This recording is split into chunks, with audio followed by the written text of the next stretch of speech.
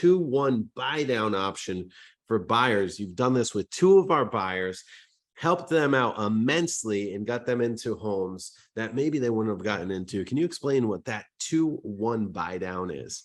Yeah, it's really exciting. So an exciting option when mortgage talk hasn't been really exciting lately because of interest rates. And this is a way to hopefully relieve the stress of having a high interest rate. With a 2-1 buy down, essentially it's a seller credit that's negotiated when you put an offer on a property that gets escrow, and the credit gets escrowed to use as a way to buy down the interest rate for the first 2 years. So it's 2 points off of the market rate for the year 1 and 1 point on the second year. So for instance, let's say make an offer and the market rate is 7%.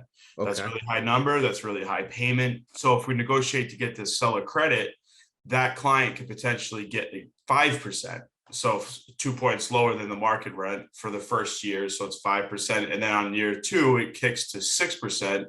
And then on year 3, it goes to the 7%, which is where the market rate was when we locked the rate.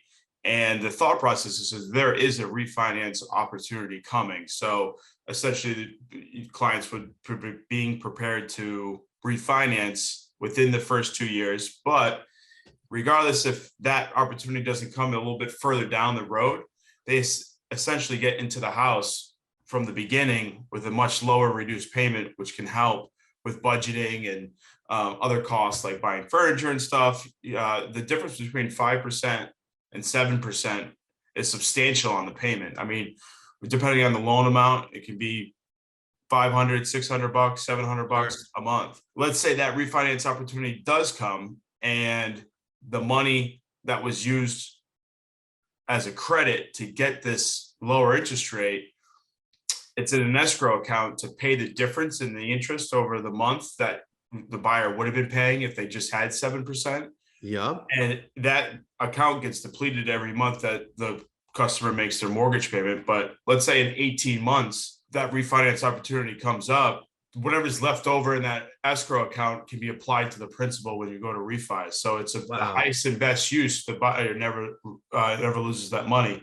The key to it is that the house has to appraise and it has to be in the form of a seller credit, or else the buyer loses the benefit of the program, because the buyer would have to come with the funds, and that's just like paying the mortgage payment every month. So we have one client that wanted to buy a house for $435,000, and I went over this program with her, and we bumped it to $445,000 with a $10,000 credit, and the amount of money that she needs for the actual buy down is like $99,000 and change, $9,200. So out of the 10 grand credit, we're taking 9,200 of it, putting into this escrow account. And then right off the rip from payment number 1, she has 2 points lower than what anybody else would be getting if they just did a standard loan. The loan products that we can do that on are FHA, VA, conventional loans. They are only for purchase, owner occupied, and there's no prepayment penalty. They are categorized as 30-year fixed loans because the payment and the interest schedule is based off of a 30-year fixed loan. It's just who's paying the interest for the first 2 years. Portion of it is coming from the buyer and their monthly payment, and another portion of it is coming from this escrow account that we negotiated for a seller credit.